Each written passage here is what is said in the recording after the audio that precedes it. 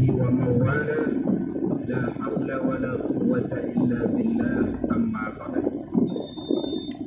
Bapak-bapak, ibu-ibu, saudara-saudara kaum muslimin rahimakumullah.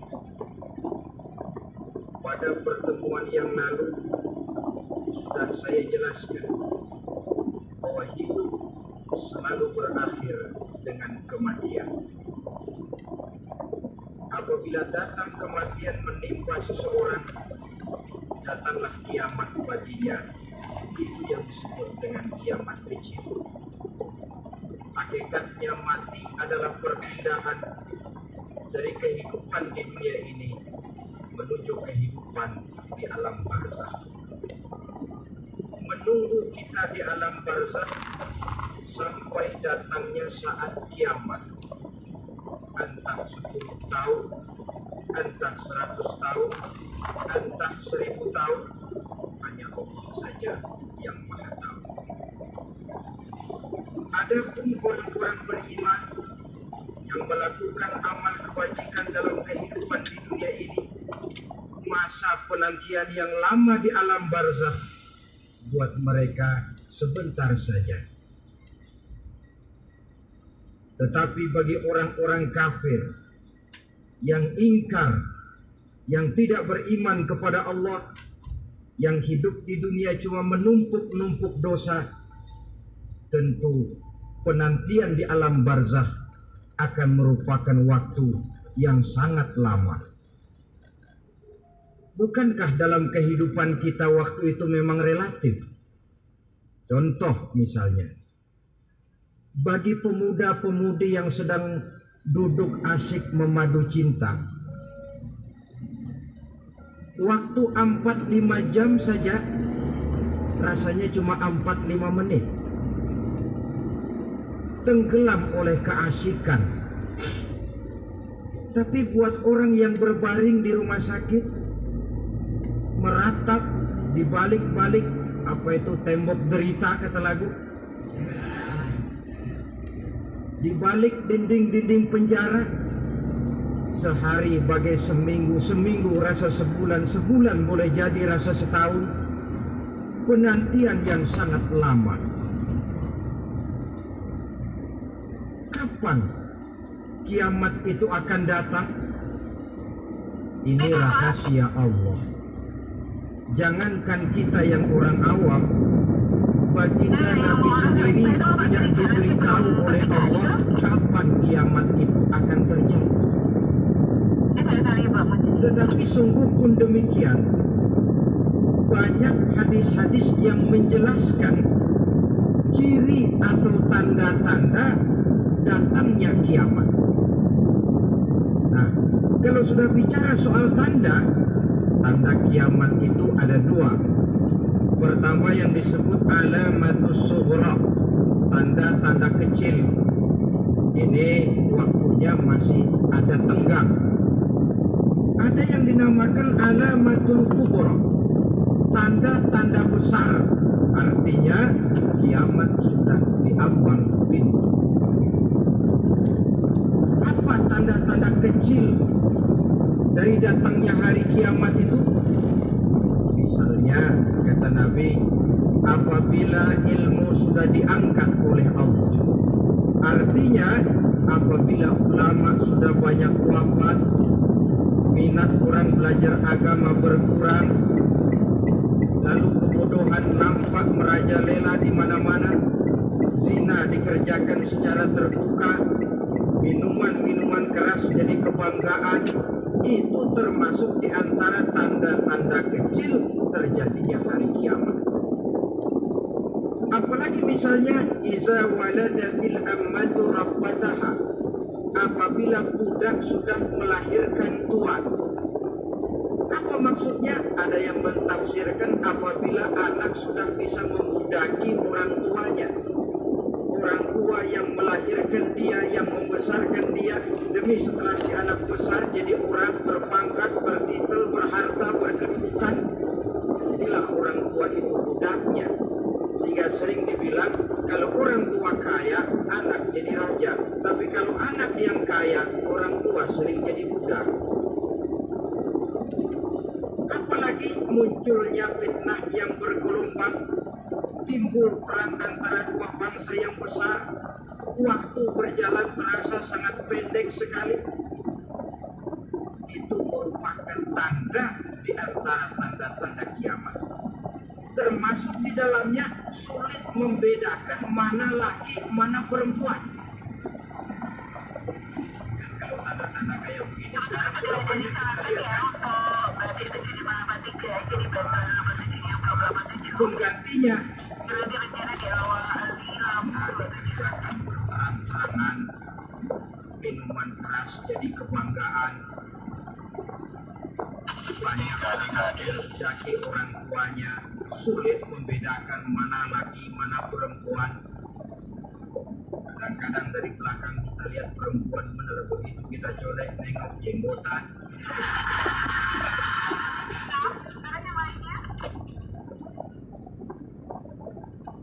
Ini termasuk tanda-tanda kecil, masih ada tenggang sampai akan terjadinya kiamat. Nah, yang dimaksud dengan tanda-tanda besar, ini tanda besar artinya kiamat sudah di ambang pintu. Pertama, matahari terbit dari sebelah barat. Apabila matahari sudah terbit dari arah sebelah barat, tertutuplah sudah pintu taubat. Bersabda Nabi kita, la taqumus sa'atu hatta tatlu'a asy-syamsu min maghribiha. Tidak akan datang hari kiamat sampai matahari terbit dari arah sebelah barat. Wa iza tula'at, manakala matahari telah terbit dari arah sebelah barat, wara'ahan nasu, manusia banyak menyaksikan itu, amanu ajma'un, mereka pun lalu beriman. Yang tadinya kafir, yang tadinya ingkar, yang tadinya membangkang, setelah melihat matahari terbit dari sebelah barat, buru-buru beriman, berlomba-lomba mengucap dua kalimat syahadat. Tapi apa yang terjadi? Kata Nabi, wadzalika hina la yanfa'u nafsan imanuha lam takun amanat min qabl.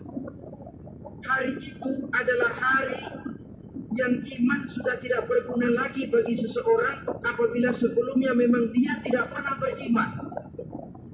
Au kasabat fi imaniha khaira, atau beriman tetapi tidak pernah melakukan kebajikan di dalam keimanannya itu. Hari yang sudah kasih, hari yang sudah terlambat, beriman tidak akan ada gunanya lagi. Ini pelajaran buat kita. Sebelum sang surya terbit dari sebelah barat, sebelum nafas sampai di tenggorokan, artinya pintu taubat masih terbuka. Kalau dua hal itu sudah terwujud, nafas sudah sampai di kerongkongan, atau matahari sudah terbit dari arah sebelah barat, tertutuplah sudah pintu taubat. Tak ada lagi gunanya pangkat, jabatan, harta, bahkan beriman pun dalam suasana macam itu. Sulit, kata orang Kulon. Sudah terlambat. Matahari terbit dari arah sebelah barat. Itu tanda besar, artinya kiamat sudah di ambang pintu. Lalu apalagi tanda besar? Munculnya Dajjal. Dajjal artinya pendusta-pendusta yang menyesatkan manusia. Ada dua macam Dajjal, saudara. Ada Dajjal kecil, Dajjal kelas 3. Kalau ini sejak zaman Rasulullah sudah ada itu. Tiap zaman ada. Zaman Rasulullah misalnya ada yang bernama Aswad al-Unsi dari Yaman. Ada yang namanya Musailamah al-Kazzab dari Yamamah. Ada yang namanya Ibnu Sayyad dari Madinah. Ini Dajjal di zaman Rasul. Musailamatul Kazzab memproklamirkan diri jadi nabi dia. Di zaman Rasul masih hidup. Ini Dajjal zaman Nabi. Di zaman sahabat muncul Dajjal. Di zaman kita sekarang ini, dajjal-dajjal pun gentayangan. Dajjal-dajjal kelas teri. Kerjanya mendustakan manusia, menyesatkan manusia, memalingkan manusia dari jalan yang benar dan diridhoi oleh Allah Subhanahu wa Ta'ala. Adapun yang merupakan tanda besar dari datangnya kiamat, dajjal-dajjal kelas kakap. Pembohong-pembohong besar yang menyesatkan masyarakat manusia berpaling dari jalan Allah mengikuti jalan mereka. Apa sih ciri dajjal itu? Kata Nabi dalam hadis Bukhari Muslim, "Inna dajjala", sesungguhnya yang namanya dajjal itu yakhruju, satu saat akan muncul mendekati hari kiamat.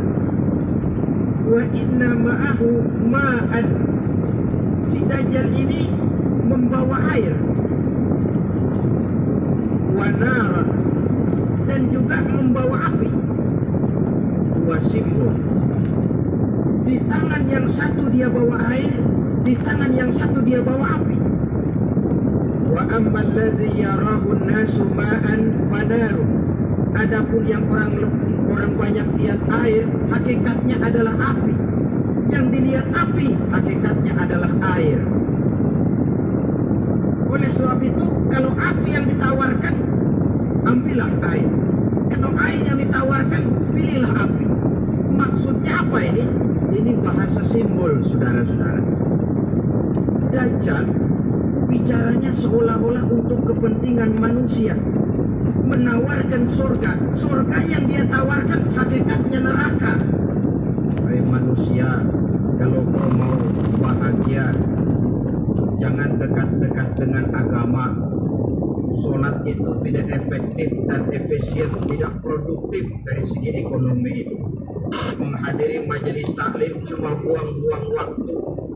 Tahajud, tasbih, tahlil, baca Quran, apa itu? Pekerjaan mubazir saja. Hidup ini cuma sekali, masa yang cuma sekali, manfaatkan dengan sebaik-baiknya. Mumpung, dibawanya sifat mumpung tetapi dalam pengertian yang sangat negatif. Bicaranya seolah-olah untuk kepentingan manusia, tetapi sebenarnya menjerumuskan manusia. Menawarkan air, tapi sebenarnya api. Menawarkan api, tapi hakikatnya air. Buat apa kamu sholat? Buat apa kamu bayar zakat? Buat apa kamu puasa? Surga yang dicanangkan Dajjal, hakikatnya neraka. Neraka yang digambarkan Dajjal, pada dasarnya adalah surga. Jadi memutarbalikkan fakta itu kerjaan Dajjal. Yang hak jadi batil, yang batil dibilang hak, yang benar jadi salah, yang salah malah jadi benar. Tuntunan disuruh jadi tontonan, tontonan malah menjadi tuntunan. Itu pekerjaan Dajjal profesinya. Zamannya Nabi Adam, Dajjalnya kan iblis. Betul? Apa sih yang rayuan iblis itu? Allah setelah menciptakan Nabi Adam kan bilang, Adam, kau dan istrimu Hawa tinggal di surga ini. Seluruh fasilitas yang ada di surga persilakan kau nikmati. Satu yang tidak boleh, jangan coba-coba dekati pohon kulti. Dekat saja jangan, apalagi sampai memetiknya. Datang Dajjal yang namanya iblis ini. Adam, kamu tahu nggak kenapa tidak boleh makan buah kulti? Ya nggak tahu, pokoknya saya dilarang. Bodoh kamu dam. Khuldun artinya kekal. Kalau kamu makan itu buah, kau akan kekal di surga buat selamanya. Allah tidak kepengen, maka dilarang kamu makan buah khuldi. Kalau kau ingin kekal di surga Adam, makan saja. Saya bicara begini untuk kepentingan kamu Adam. Ini kan ciri-ciri Dajjal. Bicaranya sih seolah-olah untuk kepentingan Nabi Adam, hakikat sebenarnya menjerumuskan Nabi Adam supaya ingkar dan melanggar larangan dari Allah Subhanahu wa Ta'ala. Jadi setelah muncul Dajjal, timbul kekacauan-kekacauan di masyarakat. banyak yang terpengaruh, terpedaya, dan terpesona. Termasuk mereka yang memproklamirkan diri jadi nabi. Mereka yang memproklamirkan diri jadi rasul di zaman sesudah Rasulullah wafat, itu adalah dajjal. Maka saya ingatkan, kalau di zaman kita sekarang ini ada orang ngaku jadi nabi, ada orang ngaku jadi rasul, biar bahasa Arabnya kental, Quran hafal, ribuan hadis hafal, biar pakai serban sampai menyengser ke tanah, bahasa Arabnya fasih, tapi dia mengaku jadi nabi, jadi rasul, kita umat Islam wajib tidak percaya. Wajib untuk tidak percaya.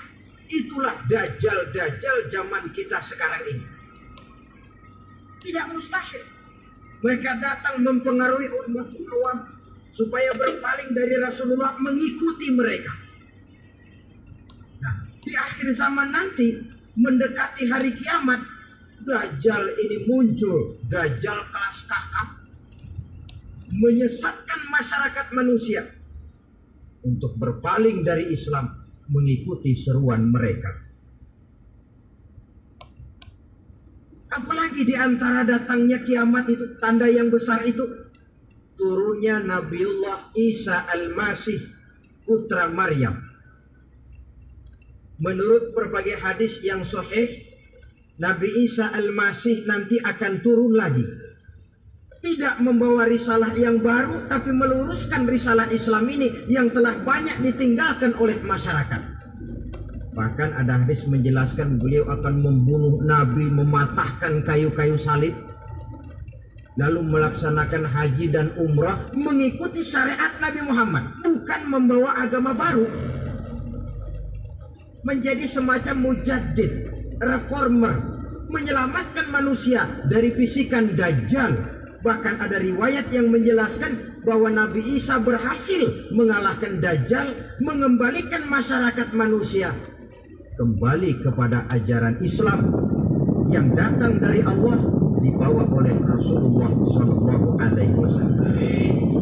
Dengan kata lain, turunnya Nabi Isa bukan sebagai Nabi dan Rasul baru, tetapi mengikuti syariat Nabi kita Muhammad SAW. Saudara hadirin, ibu-ibu hadirat yang saya hormati, kemudian apalagi di antara tanda-tanda besar akan datangnya kiamat itu? Keluarnya asap atau awan. Kata Nabi, inna min asyrati sa'ah duhanan yamla'u ma bainal masyriqi wal maghrib. Di antara tanda-tanda kiamat, munculnya awan antara langit dan bumi. Ini pun diperkuat dalam surah Ad-Dukhan ayat 10. Fartaqib yawma ta'ti as-sama'u bi dukhanin mubin wa yughsha an-nas hadza 'adzabun alim. Bagi orang-orang yang beriman, mereka biasa-biasa saja. Tapi bagi orang kafir, datangnya asap dan awan ini merupakan asap yang kelewat pedas. Barangkali sedikit mendekati gambaran tentang azab yang pedih ini, saya ingatkan alam pikiran kita kepada peristiwa yang belum lama terjadi. Pernah dengar berita bocornya reaktor nuklir di Chernobyl, Uni Soviet? Pernah dengar? Bocornya reaktor nuklir di Chernobyl yang mengakibatkan ratusan bahkan sangat mungkin ribuan nyawa. Cuma satu reaktor.